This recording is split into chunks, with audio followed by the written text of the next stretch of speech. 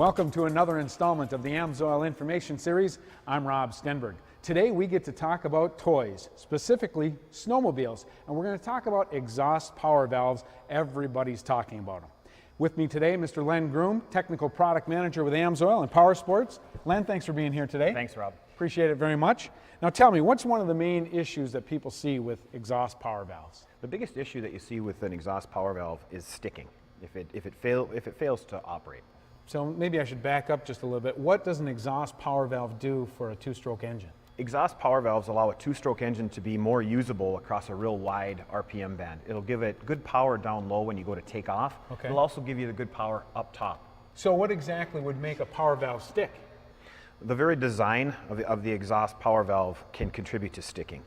These things work in the exhaust stream of the engine. So anything that the engine burns, the gasoline, the oil, is all going to make its way past that power valve. And if it's forming deposits or there's carbon involved, it's going to end up stuck on the valve. So if a power valve, exhaust power valve does stick, what does that do to the performance of the engine? You're going to see all kinds of performance-related issues. If the valve sticks closed, the engine won't have any top speed.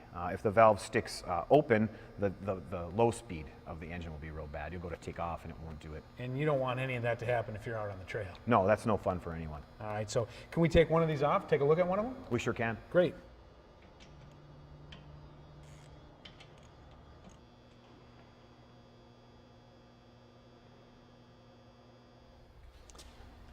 All right, so Len, what am I looking at? Is this good, bad, indifferent? Well, if you take a look at this valve, you're looking for, like we talked about, we're looking for depositing, you're looking for carbon.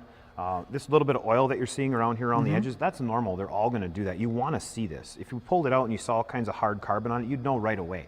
So with this particular example, what we can do is we can actually wipe away this little bit of oil that's left over.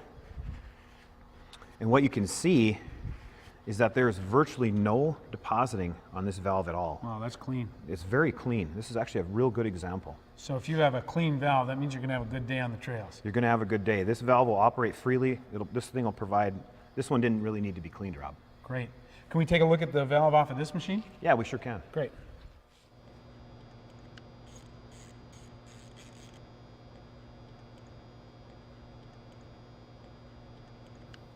So Len, tell me, what am I looking at here with this valve? Well, what you're looking at here is the start of a problem, Rob. If you take a look real closely at this particular valve, after we've wiped away the excess oil, you're looking at carbon deposits. And if we take a razor blade and we scrape just a little, you can start to see the carbon forming on this valve. So I've got a problem started with this valve. You've got the start of a problem. This sled runs okay right now, but it's not going to stay that way. And why it's so important for me to use a high-quality two-cycle oil like AMSOIL Interceptor in a machine just like this. Yeah, Interceptor is formulated specifically to fight this problem. It's not prone to depositing. You'll see, you won't see any of this excessive carbon buildup like we're seeing on this valve. And like we already said, this sled still works good. This would be, if I were to give you the example of, let's say you ran over a nail. Maybe the air is going to stay in your tire for a while, but eventually it's going to leak out of there and you're going to have a problem. This particular carbon buildup problem is just like that. It may work today, but it may not work tomorrow or the next day, and eventually it's probably going to leave you on the trail. And it's going to ruin my day. It is. So one last question, Len. If I continue to let that problem occur, what am I going to be looking at then?